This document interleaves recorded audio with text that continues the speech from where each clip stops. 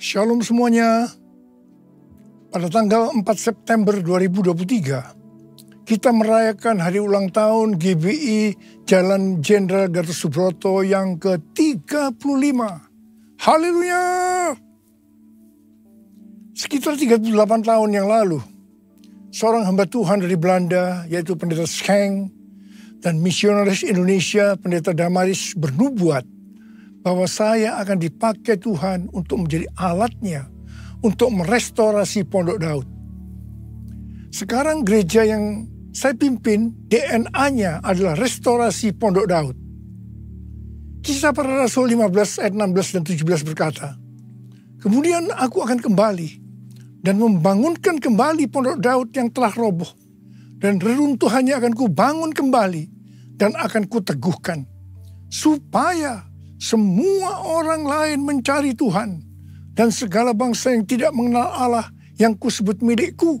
Demikianlah firman Tuhan yang melakukan semuanya ini."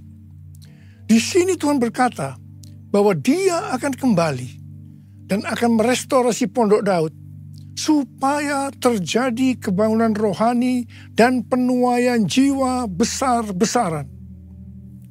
Apa yang dimaksudkan dengan Pondok Daud? Pondok Daud adalah pondok dari tenda yang dibuat oleh Daud. Di dalamnya ada tabut Allah, dan ada orang yang memuji dan menyembah Tuhan. Jumlah pemuji 288 orang. Setiap kelompok terdiri dari 12 orang. Kalau 288 dibagi 12, itu hasilnya 24. Ini dapat diartikan setiap jam terjadi pergantian kelompok 12 orang tadi. Ini dilakukan siang dan malam. Berdasarkan ini, maka definisi Pondok Daud adalah doa, pujian, dan penyembahan dalam unity siang dan malam. Pada periode 25 tahun yang kedua, definisi ini disempurnakan menjadi prajurit Tuhan yang gagah perkasa, yang mempunyai gaya hidup berdoa, memuji dan menyembah Tuhan dalam unity siang dan malam, dan yang melakukan kehendak Tuhan pada zaman ini. Di dalam pelayanan saya, sejak gereja ditanam di tahun 1988, saya melihat dan mengalami berkat melalui doa, pujian, penyembahan dalam unity siang dan malam. Terjadi kebangunan rohani dan penuaian jiwa yang sangat besar sekali. Ini tidak terjadi di Indonesia saja, tetapi juga sampai ke bangsa-bangsa. Pada mulanya, yang direstorasi adalah pujian dan penyembahan. Banyak orang-orang yang dijamah oleh Tuhan. Mereka menangis, terjadi pemulihan, kesembuhan, pertobatan.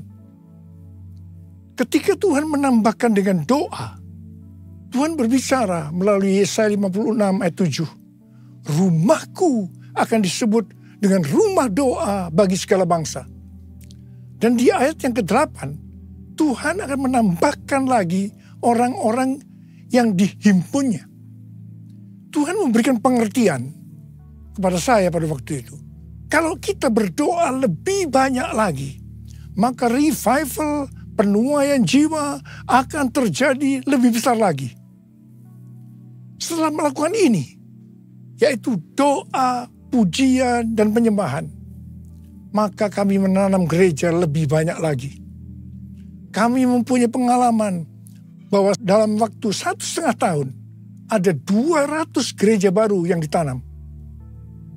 Jadi sekarang yang sudah direstorasi adalah doa, pujian, dan penyembahan. Waktu Tuhan menambahkan lagi merestorasi tentang unity, saya mempunyai pengalaman yang unik. Pada suatu hari Tuhan berkata kepada saya bahwa saya selama ini sombong dan arogan. Saya menangis dan berkata, "Ampuni saya Tuhan, ampuni saya. Apa yang harus saya perbuat?" Tuhan menyuruh saya untuk melakukan 2 hal. Yang pertama, menurunkan nama gereja yang menjadi kebanggaan saya waktu itu.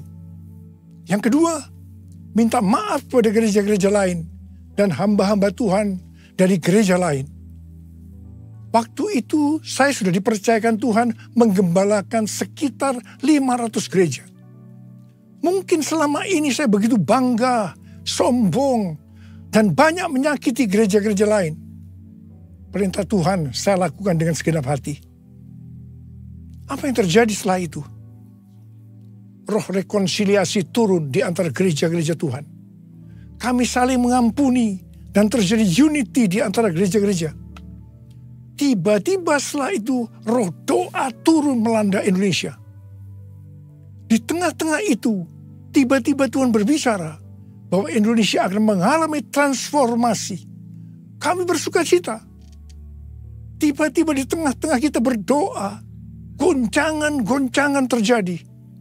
Tsunami melanda Aceh. Lebih dari 200.000 orang meninggal. Gempa bumi terjadi melanda Indonesia. Orang miskin bertambah banyak. Kami berteriak, Tuhan, katanya akan terjadi transformasi. Mengapa terjadi seperti ini?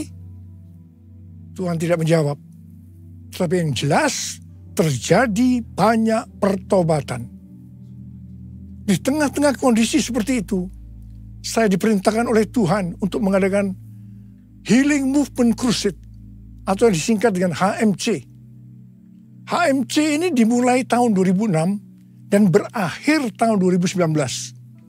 Selama 13 tahun, saya mengadakan HMC sebanyak 318 kali.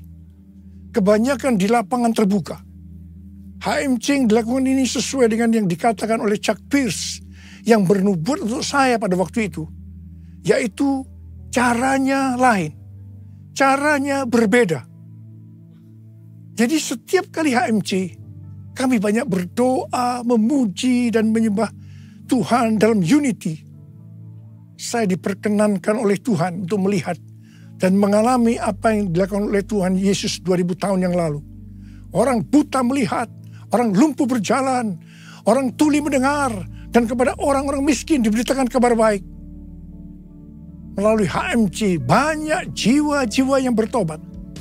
Revival dan penuaian jiwa terjadi besar-besaran. Haleluya. Yesus, aku percaya. Yesus, aku percaya. Yesus, aku percaya. Yesus, aku percaya. Kau pulihkan, sembuhkan, mujizat di dalam hidupku. Yesus, aku percaya. Yesus, aku percaya. Yesus, aku percaya. Yesus, aku percaya. Kau pulihkan, sembuhkan, mujizat di dalam hidupku. Haleluya. Haleluya. Haleluya. Terpujilah Tuhan. Haleluya. Haleluya. Haleluya. Haleluya. Terpujilah Tuhan. Terpujilah Tuhan. Terpujilah Tuhan.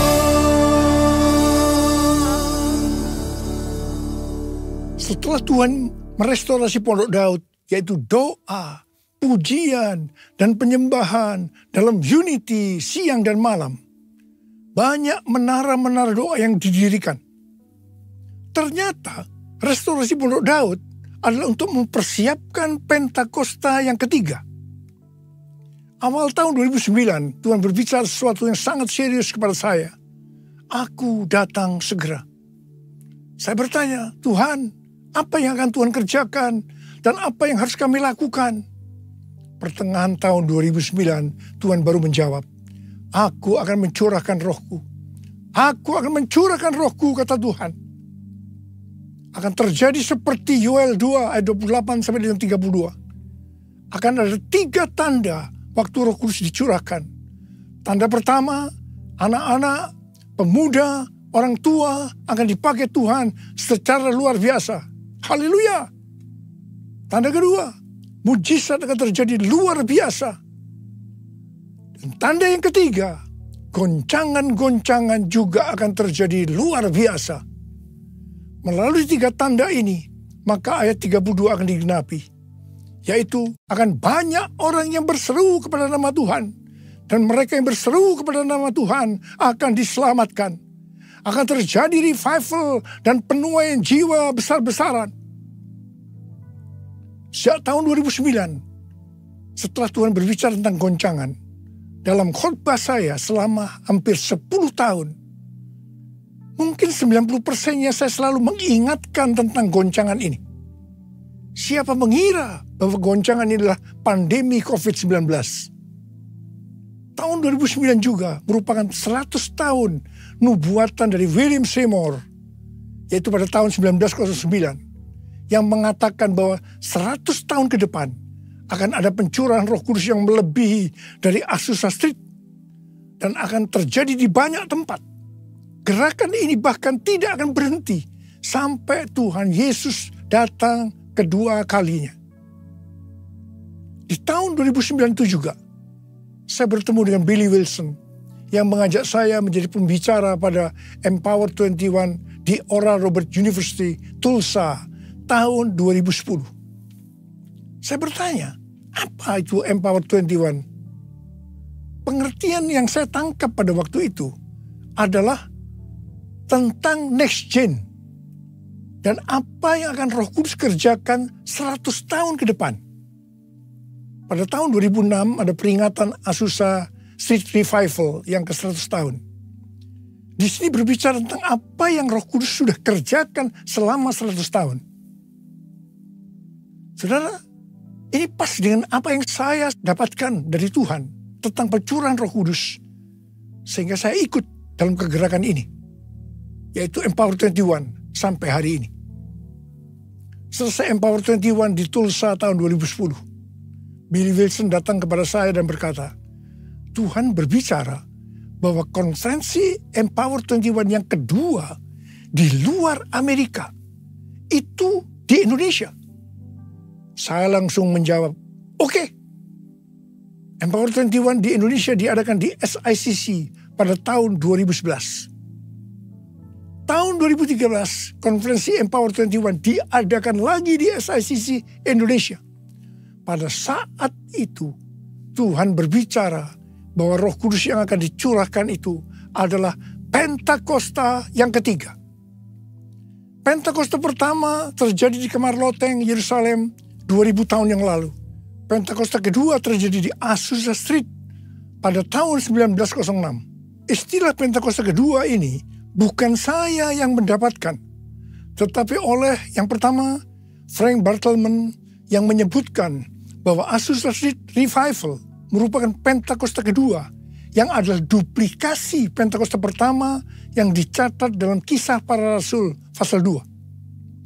Frank ini menghadiri pertemuan doa di Azusa pada tahun 1906 sampai 1908. Istilah Pentakosta kedua ini juga dituliskan oleh Journal of Pentecostal Theological Supplement Series.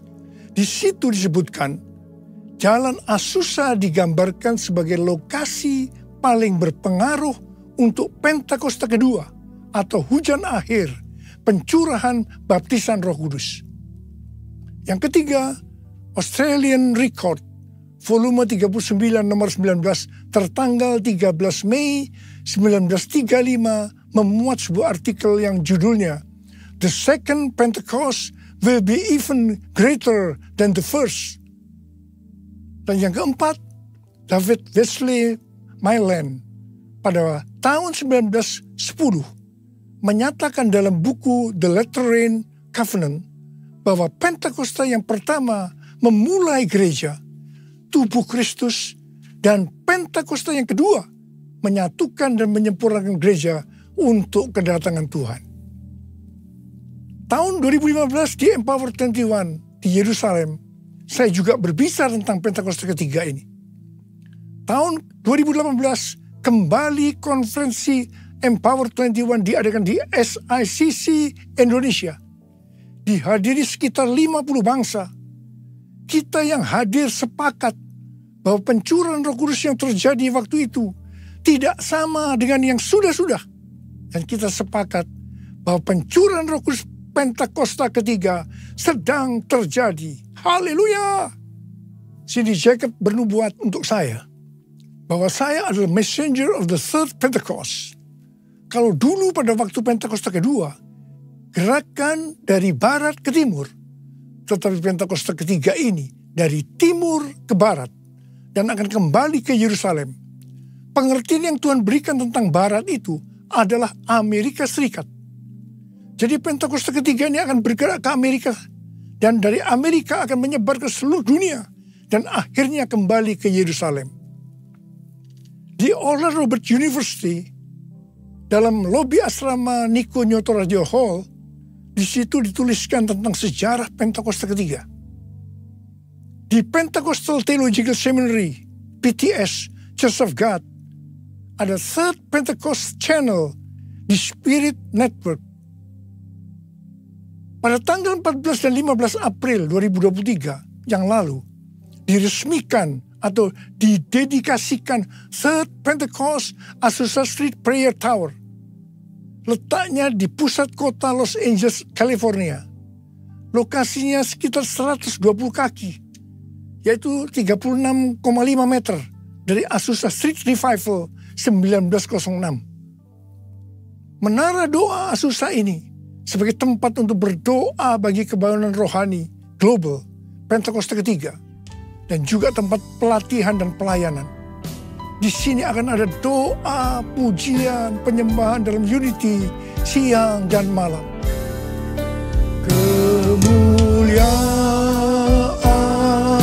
Bapa Allah Maha Kuasa, dipujian dan hormat selamanya. Kemuliaan Bapa Allah Maha Kuasa, dipujian dan hormat selamanya. Selamanya. Selamanya. Ada 5 definisi Pentakosta ketiga. Definisi Pentakosta ketiga ini bukan semuanya saya yang mendapatkannya, tetapi sebagian berasal dari nubuatan hamba-hamba Tuhan lain. Saya menyusun dan menyimpulkan pasal-pasal nubuatan yang didapatkan oleh hamba-hamba Tuhan lainnya. Bagian saya adalah Tuhan berbicara bahwa pada hari-hari ini, sebelum Tuhan Yesus datang kembali, Tuhan akan mencurahkan rohnya dan namanya adalah Pentakosta yang ketiga. 5 definisi Pentakosta ketiga. Yang pertama, Pentakosta ketiga adalah pencurahan Roh Kudus yang dahsyat di zaman ini, melebihi yang terjadi di Azusa Street. Pentakosta ketiga akan mengakibatkan penuhan jiwa yang terbesar dan yang terakhir sebelum Tuhan Yesus datang kembali. 2 definisi ini adalah nubuatan William Seymour tahun 1909. Yang ketiga, Pentakosta ketiga akan membangkitkan generasi Yeremia, yaitu anak-anak muda yang dipenuhi dengan Roh Kudus, cinta mati-matian kepada Tuhan Yesus, tidak kompromi terhadap dosa, dan akan bergerak memenangkan jiwa. Ini penglihatan Russell Evans dari Planet Shaker Church Melbourne tahun 2017.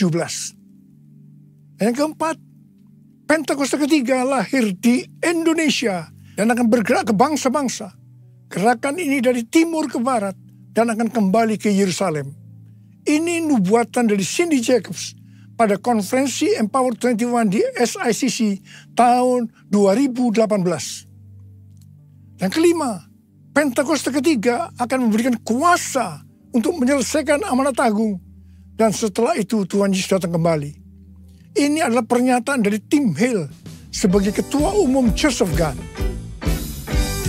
Api Pentakosta menyala, api Pentakosta menyala, api, api, api,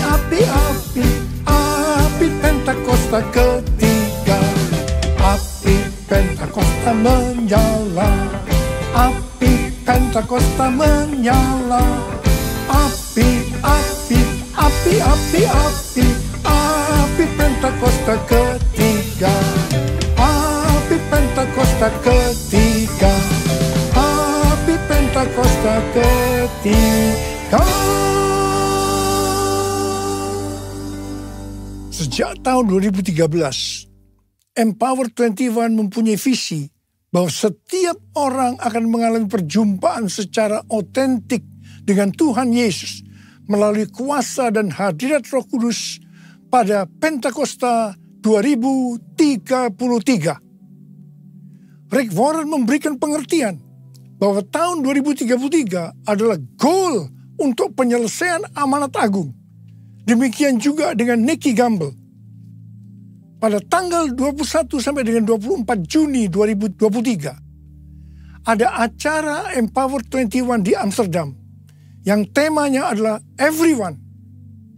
Konferensi ini berbicara tentang tahun 2033. Acara ini diikuti sekitar 6.000 orang yang berasal dari 130 negara dan juga diikuti secara online oleh 22 negara.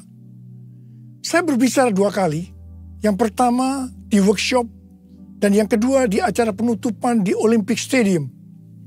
Tema yang diberikan kepada saya adalah Pentakosta yang ketiga.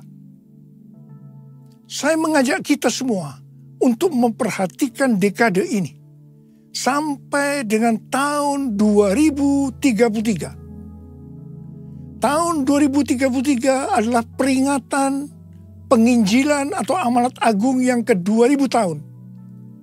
Peringatan kematian, kebangkitan, dan kenaikan Tuhan Yesus ke sorga yang ke-2000 tahun.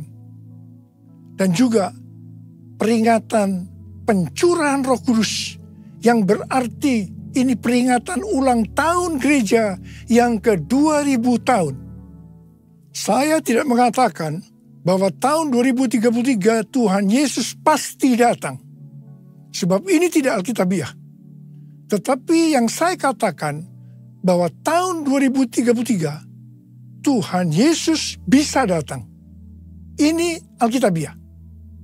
Sesuai dengan Matius 24 ayat 14 dikatakan, kalau amanat agung selesai, baru setelah itu Tuhan Yesus datang kembali.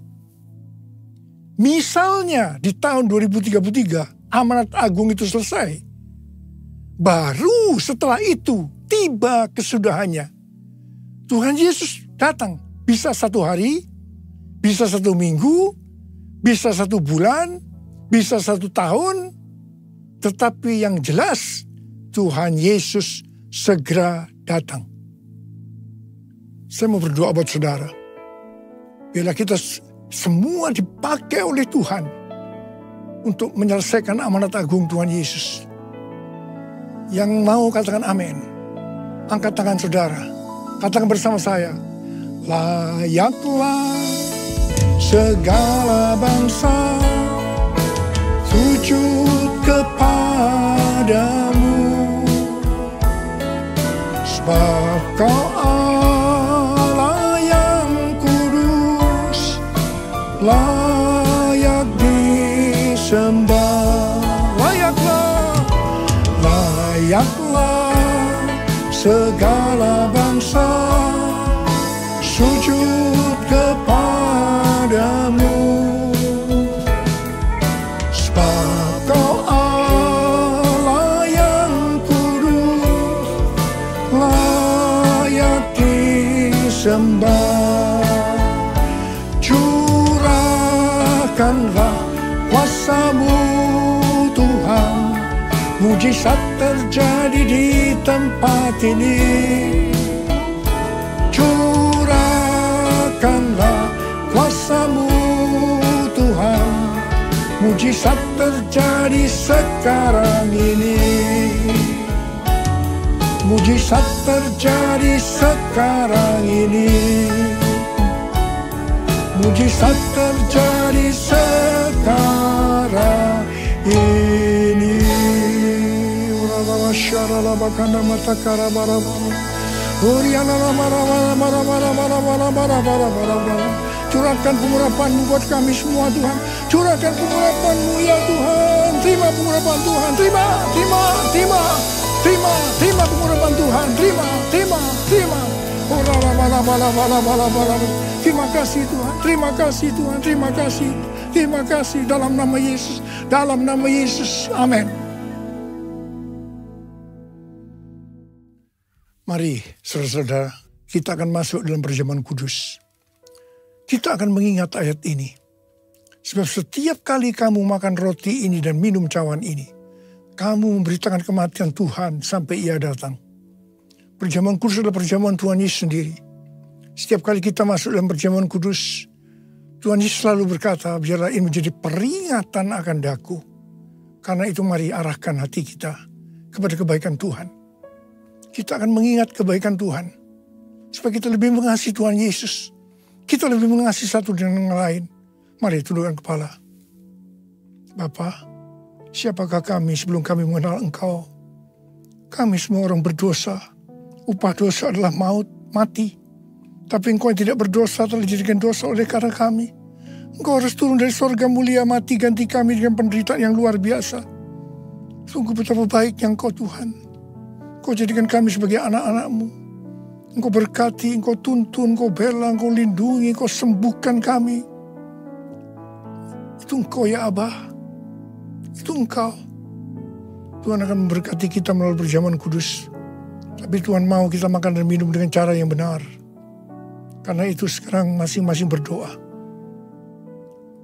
Introspeksi. Jangan menyimpan dosa. Kalau ada dosa yang Tuhan ingatkan,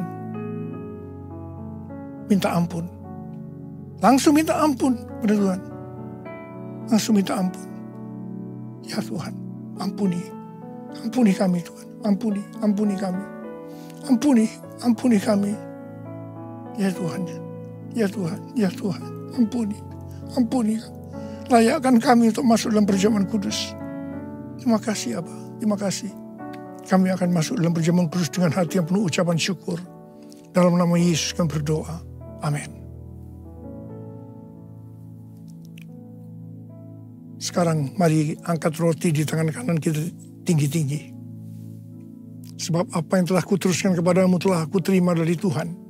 Yaitu bahwa Tuhan Yesus pada malam waktu Ia diserahkan mengambil roti. Dan sesudah itu Ia mengucap syukur atasnya. Ia memecah-mecahkannya dan berkata, inilah tubuhku yang diserahkan bagi kamu. Perbuatlah ini menjadi peringatan akan aku. Soalnya dikasih Tuhan, bukankah roti yang kita pecah-pecahkan ini adalah persekutuan kita dengan tubuh Kristus? Mari kita makan dalam nama Yesus.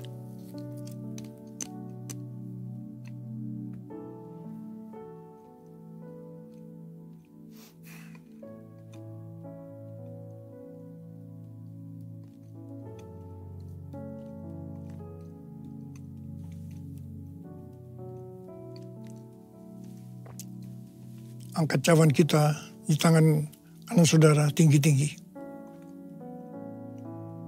Demikian juga yang mengambil cawan sesudah makan lalu berkata, cawan ini adalah perjanjian baru yang dimeteraikan oleh darahku. Perbuatlah ini setiap kali kamu meminumnya menjadi peringatan akan aku. Sudah dikasih Tuhan, bukankah cawan pengucapan syukur. Yang atasnya kita ucapkan syukur adalah persekutuan kita dengan darah Yesus. Mari kita minum dalam nama Yesus.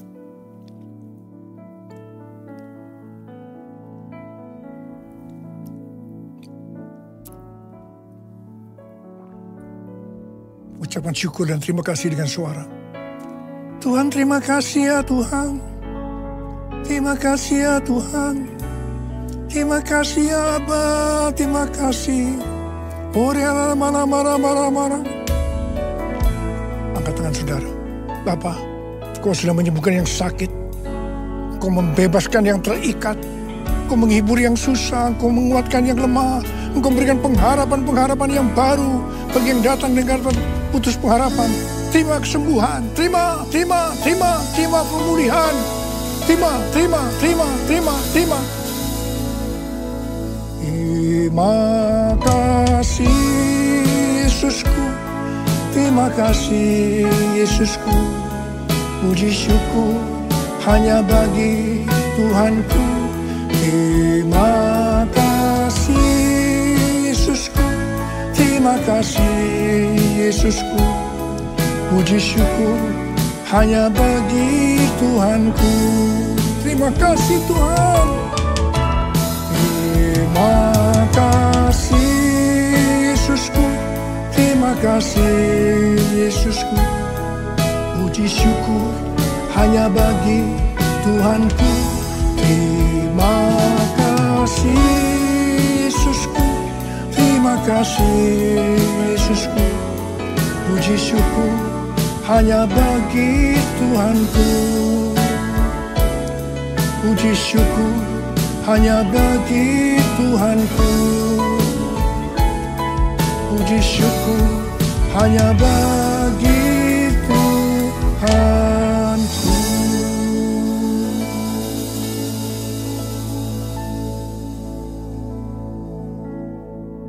Sekarang terimalah berkat Tuhan. Kasih karunia berlimpah-limpah daripada Allah Bapa dalam anak yang tunggal Yesus Kristus. Persekutuan yang manis dengan Roh Kudus menyertai saudara sekalian mulai hari ini sampai Tuhan Yesus datang menjemput kita di awan-awan dan bahkan sampai selama-lamanya. Yang percaya bersama-sama katakan amin.